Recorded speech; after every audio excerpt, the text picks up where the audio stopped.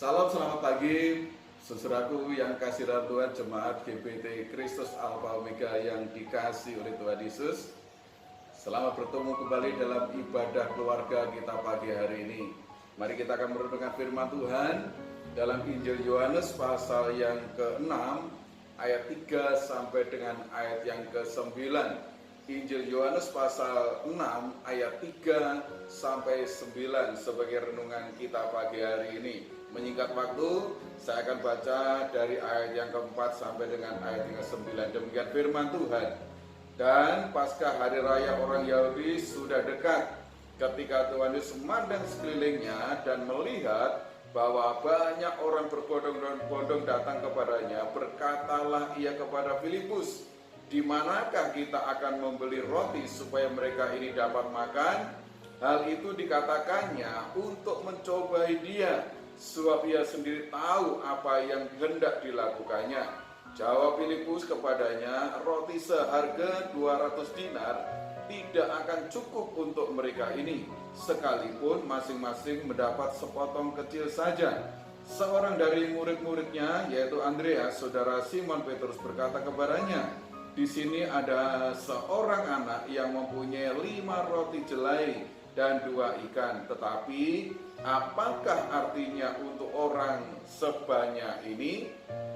Mari kita berdoa sebelum kita lanjutkan firman Tuhan pagi hari ini. Bapa di surga, kami datang kepada Tuhan, berkati kami dengan firman-Mu dan kebenaran Tuhan pagi hari ini, supaya kami mengerti setiap rancangan Tuhan dan kehendak Tuhan dalam hidup kami, bahkan kami boleh menyadari kehadiran Tuhan yang ada di dekat kami. Terima kasih Bapa, dalam nama Tuhan Yesus kami berdoa, haleluya, amin. Dari firman Tuhan ini kita dapat mengambil sebuah pelajaran bahwa kita harus menemukan sumber berkat dalam hidup kita. Judul firman Tuhan pagi hari ini adalah temukan sumbernya. Ya, temukan sumber berkat dalam kehidupan kita. Ketika kita menghadapi masalah dan pergumulan, kebutuhan dalam kehidupan kita seringkali bertanya kepada Tuhan. Ya, kita sering tanya kepada Tuhan, mengapa ini terjadi? Mengapa ini Tuhan izinkan?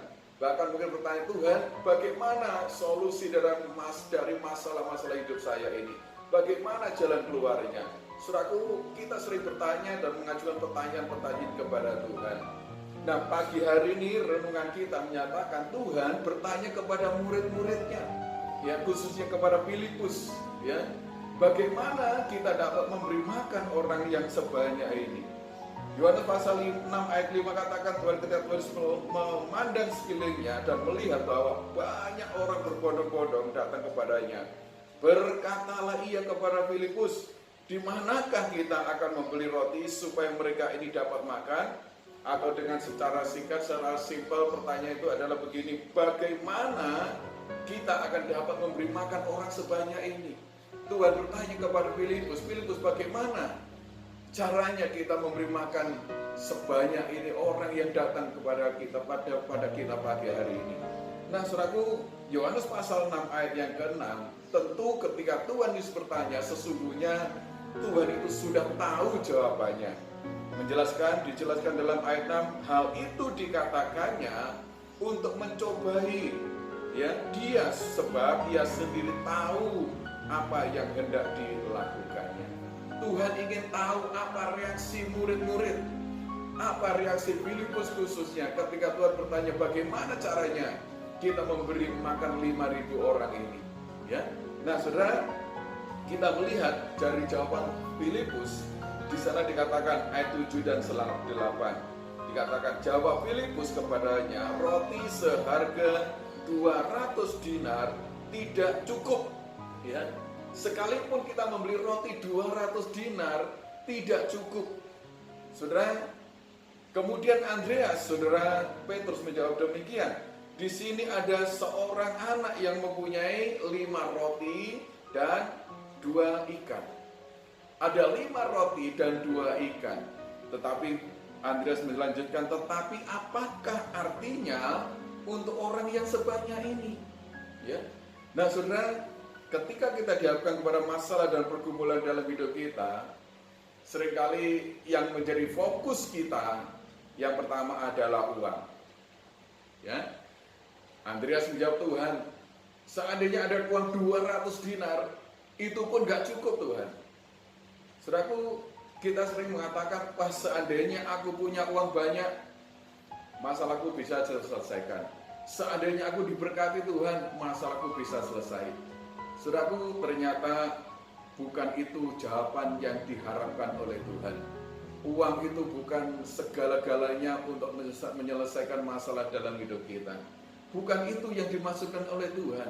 Bukan itu jawaban yang diminta oleh Tuhan.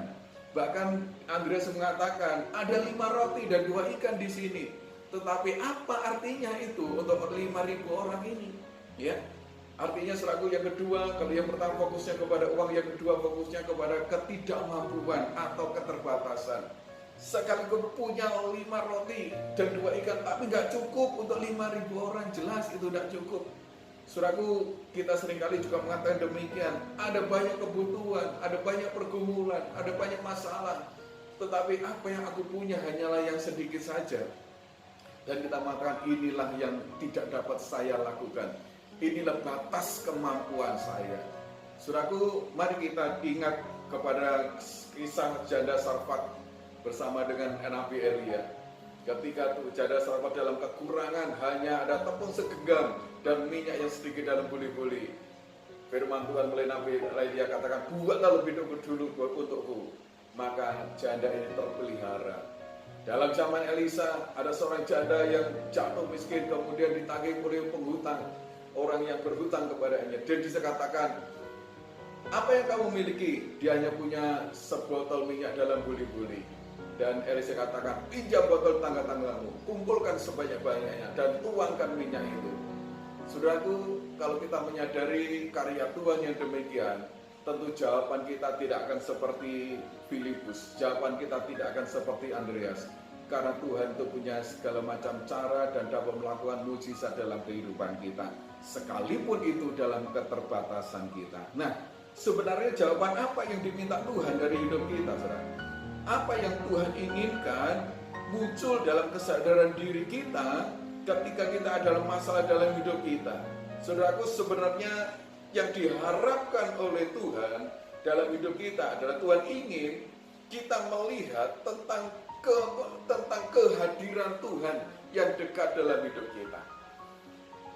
Tuhan ingin mereka melihat, bukan hanya melihat tentang keadaan, kondisi, keterbatasan, ketidakmampuan, ketidakberdayaan itu, tetapi mereka menyadari bahwa yang bertanya itu adalah Tuhan yang sanggup melakukan mujizat. Ya, Tuhan yang sanggup mengubah air menjadi anggur. Tuhan yang sudah menyembuhkan dari sakit penyakit dalam kisah-kisah yang mereka jalani yang lebih dahulu. Tetapi kenapa itu tidak muncul ketika mereka dihadapkan pertanyaan Tuhan? Bagaimana cara kita memberi makan 5.000 orang? Saudara, Tuhan ingin jawaban dari murid-muridnya adalah, karena Engkau ada di sini tidak akan menjadi masalah sekalipun 5.000 orang. Saudara, Yohanes pasal 11 ayat 21, Yohanes pasal 11 ayat 21, ketika Lazarus mati dan sudah 4 hari dikubur, dan Tuhan Yesus sengaja tinggal 2 hari ketika berita itu sampai kepada Tuhan. Ketika Tuhan pergi, kemudian di tengah jalan Marta bertemu dengan Tuhan, dan Marta mengatakan demikian, Tuhan, sekiranya Engkau ada di sini, saudaraku pasti tidak akan mati. Marta katakan, Tuhan, kalau Tuhan ada, saudaraku Lazarus tidak akan mati.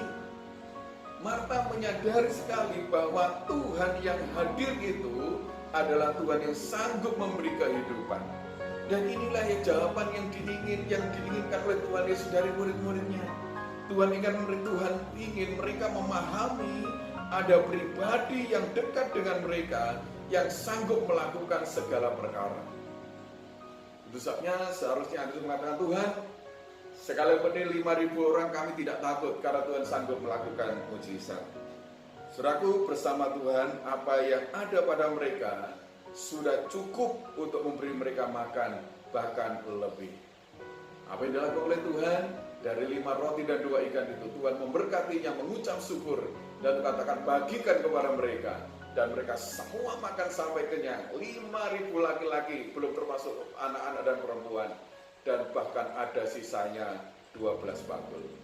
Yang penting adalah saudaraku, mari kita menyadari bahwa janji Tuhan, aku tidak akan meninggalkan engkau sebagai yatim piatu.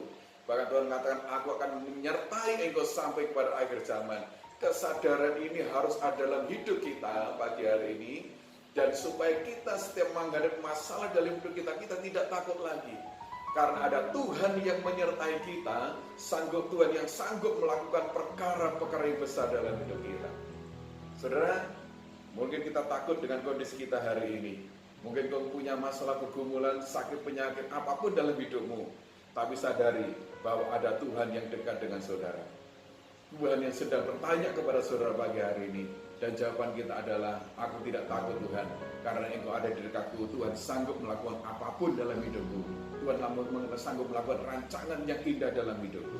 Saudaraku, apapun masalah pergumulan kita hari ini, jangan pernah berpikir bahwa uang itu jawabannya, atau tidak mampuan kita membuat kita lemah dalam hidup kita.